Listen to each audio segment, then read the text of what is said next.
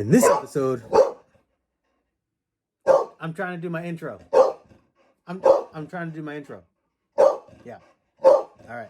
I'm going to do my intro right now. All right. Good. In this episode, I'll go over my... All right.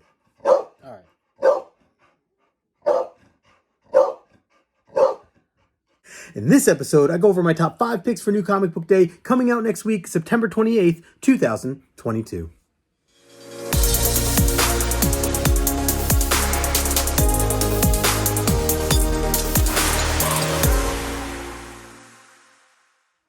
What is up, everybody? Justin here, aka No Good Comics, and welcome back to the channel. In this episode, I'm going over my top 5 picks for New Comic Book Day coming out next week, September 28th, 2022. I can't believe we're already right at the end of September, about to jump into October already, which I'm actually really excited for because, well, I like fall, but also I'm going to Vegas in the beginning of October, so cannot wait for that as well. I might do this video live while I'm in Vegas since I'll be there for a week, but we'll see. I'll see how to work all that out. But anyways, you guys are here for the top 5 picks, so appreciate you all hanging out right now. Make sure you smash that like button if you haven't already. Subscribe to the channel if you are new. Big shout out to everybody in the Premiere chat. As always, as usual, there are a ton of great books. Another great week for comics, as always. So let's jump right into this top 5 list. I'm going to start it off with my number 5 pick right here, going with Briar, issue number 1. Yeah, I thought I'd mix it up just a little bit. You know, I've done a lot of really focused Marvel and DC, I feel like, time and time again. So wanted to really do some deeper dives, look at some of the new stuff that's coming out for some of the indie stuff. And of course, I've come across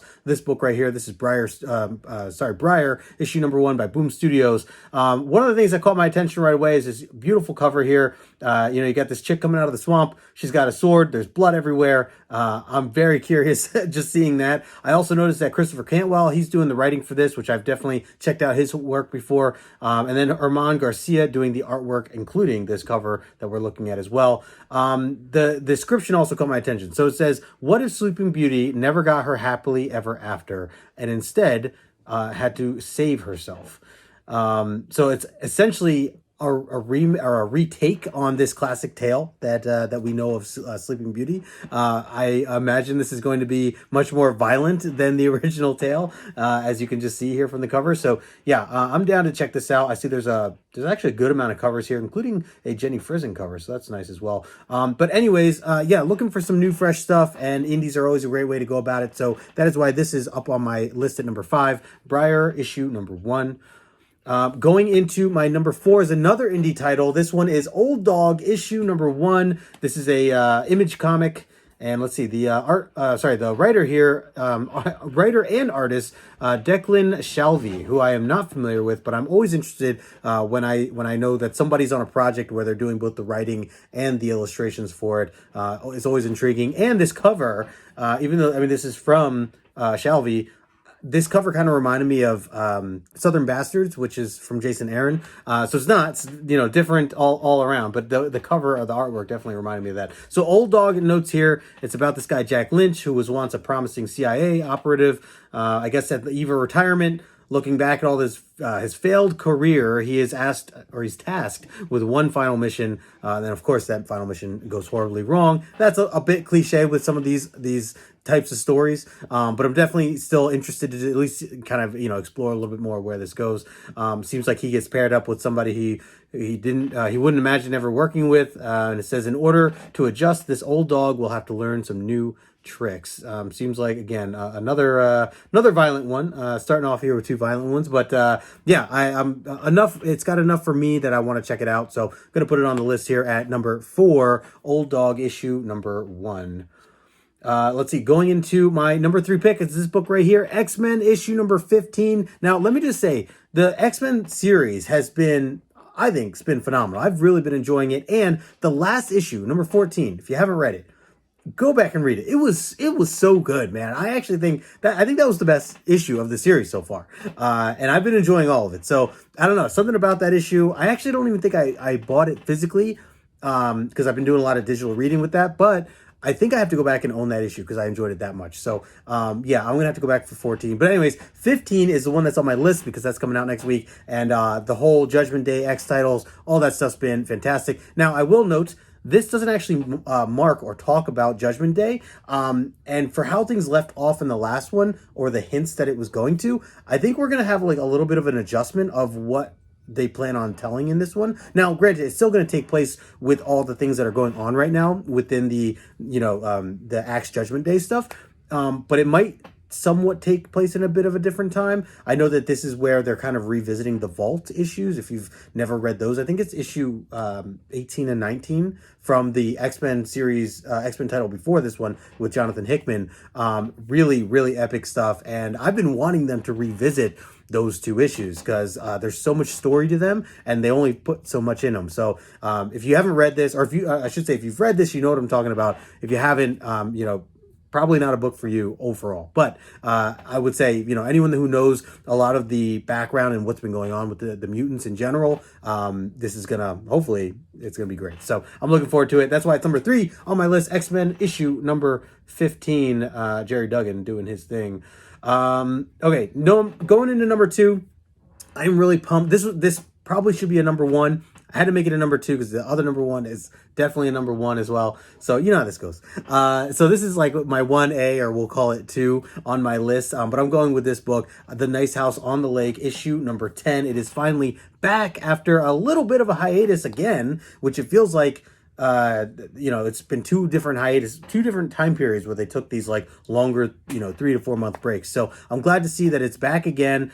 It's only 3 issues left. So we're right there. We're right towards the end. And I'm so curious where things have gone. The script has been flipped over the past 2 issues, with what we learned from, what's his name? Walter? Oh man, I'm even forgetting the names now. I don't like when these 3 month breaks kind of happen for some of these series that are like consistent. So it kind of messes with me. I got to go back and, reread issue 9 and 10, or 8 and 9.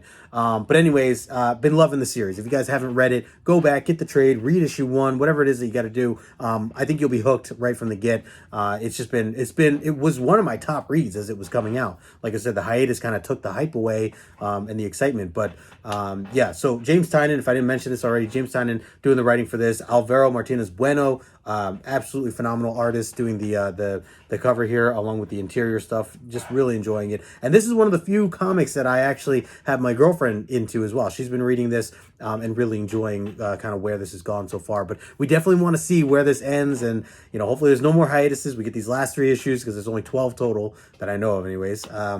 And yeah, so we'll see where it goes. But anyways, that's going to be my number 2 pick of the week. And I'm curious, let me know down below in the comment section if you are reading this series or what you think of it so far. Will you be continuing and jumping on with these last 3? I think you should. If you've already read this far, I think it's worth it. So that's my number 2 pick, Nice House on the Lake, issue number 10. All right, and before I get into my number 1 pick, just want to remind everybody to smash that like button, subscribe to the channel if you are new. Also, big reminder that coming up at the middle of October, we'll be kicking off Omni X-Men Season 3. Me and John from John's Comics with Kids, really excited to continue onward with our show. So if you've been following along over the past 2 seasons, make sure you're on board and ready for that, because I think we're on issue 154 for the X-Men main title. And if you're new, or if you've never read it before, you still can come and join us, because we're going to break down the issues one at a time with Omnibus issue volume 3 from the Chris Claremont stuff. So got all that coming up in October after my nice vacation at the beginning of the month. But otherwise, that's all I have right now coming up. Reminder too that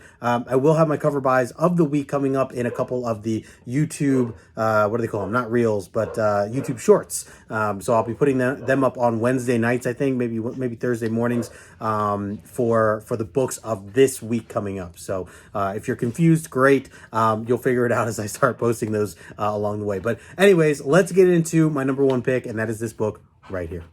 The Human Target, issue number 7. Yes, that's right. We are picking it back up. Now I think about it, there's the multiple series that I've talked about here where we're starting off from a long hiatus, or somewhat of a long hiatus. I don't care though. I'm super excited. Tom King, he has been killing it with this series. I've really been enjoying, and I don't know anything about the Human Target. I've said this before. This book though always finds its way to my top 5 every time a new issue comes out. They had taken a little bit of a break, probably a good 4 or 5 months, I think, at this point.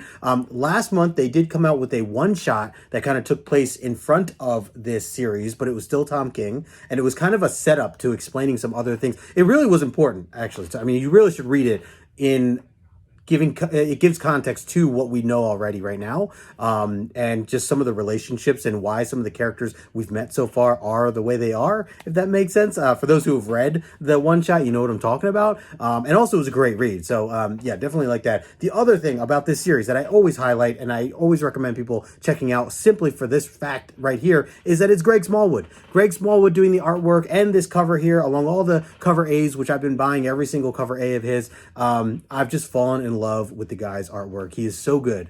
So good, and it is just so nice to flip through these books and see the artwork that he does. So even if you're not into the story, even if you're not into the character, even if you don't plan to read it, the artwork is worth it. It is totally worth it. But yeah, the story has been fantastic. Really enjoy where this is going. Again, it's Christopher Chance, so I didn't know much about him going into this. I kind of just took a shot because it's Tom King, and I have to say I'm really glad that I gave it a shot because it hasn't let me down yet. The story's been so good, and on top of all that, it's very new reader friendly. So if you're wondering, if you've never read this stuff before and you're curious if it's worth your time, personally, I think it is. Even if you haven't been a fan, even if you don't know anything about these characters, or if you don't read DC in general, I think it's worth it. So that is why it is my number one pick on the week. We're going with the Human Target, issue number 7. So let me know in the comment section. Are you reading this book? Are you going to be picking it up? What do you think of Tom King? What do you think of Greg Smallwood's artwork? Let me know all those questions. Just answer everything down in the description, or if you're in the chat right now. Appreciate you guys hanging with me as always here on these Thursday afternoons. But that is it. That is my list for New Comic Book Day coming out next week, September 28th, 2022. Again, wrapping up the summer's gone now, getting into the fall, getting into football season. Life is good. So really looking forward to the rest of what comes out. There's a ton more that I'm looking forward to. I didn't get to talk about, like DC vs. Vampires. Technically should have been on this list. Didn't quite make it, but I'm definitely excited for that too, amongst others. And I want to know what you're reading, so let me know in the comment section below. Otherwise, make sure you smash the like button on the way out. And until next time, I will talk to you later.